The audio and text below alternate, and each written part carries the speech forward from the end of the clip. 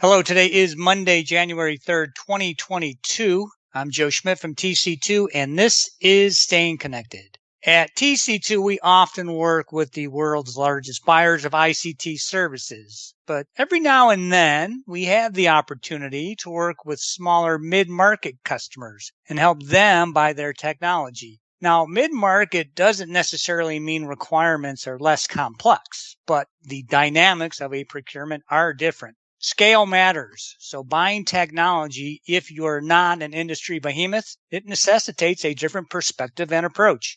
On today's podcast, I'm joined by my buddy Tony Mangino. Tony is a fellow TC2 director and has good experience helping a few of our mid-market clients realize the maximum value from their ICT procurements. Hey, Tony, thanks for joining me today and Happy New Year.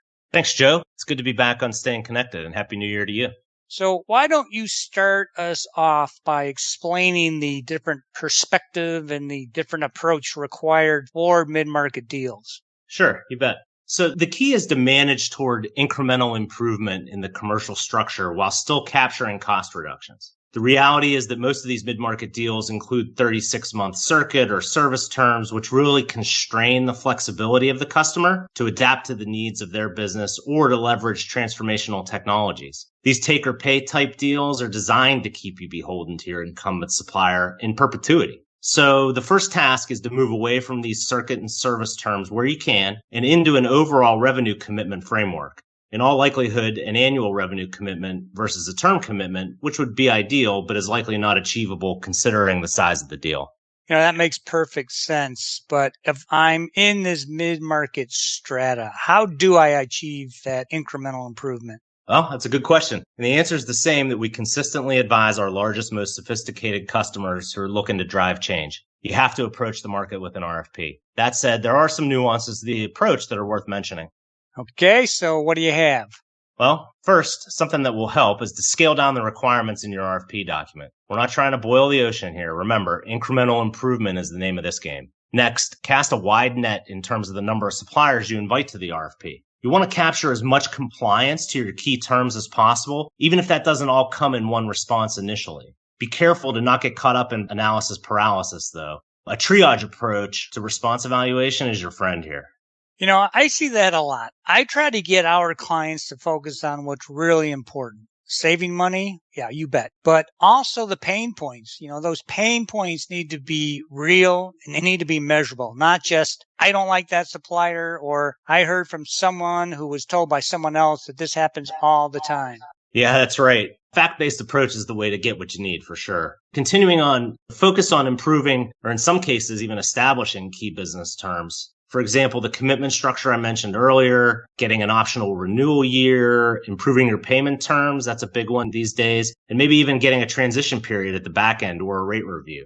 You'll need to pay particular attention to implementation financial assistance in these deals too, Joe. That means having a financial model that enables you to accurately quantify circuit costs in the transition. Without accurate modeling and realistically assessing your team's ability to even execute on its transition, the business case for your migration can unravel pretty quickly. So, you know, Tony, this industry, the technology, and the suppliers, they're constantly changing. Would there be any opportunity perhaps to leverage smaller regional suppliers in these types of opportunities? Absolutely, Joe. In fact, you'll need to in order to drive competitive tension with some of the larger players that will likely participate in your opportunity as well. Depending on your geographic footprint and scope of services, should look to invite smaller regional players to this opportunity. Cuts both ways, though. These types of suppliers are typically not as well versed with the disciplined type of sourcing program you'll be running or the type of commercial framework you'll be managing towards. Potential upside, though, is that you'll likely have the ability to engage with more senior executives within these types of organizations that can help their account teams be successful. You know, that's a good point. We see that in wireless procurements all the time. AT&T and Verizon, they are rock solid providers that know how to work with enterprise buyers. But T-Mobile, generally they have the best rate plan pricing, but that doesn't necessarily mean that you get the commercial constructs that you want. Now, we'll probably be talking about wireless a lot in 2022, so I, Tony, shall leave it there for now.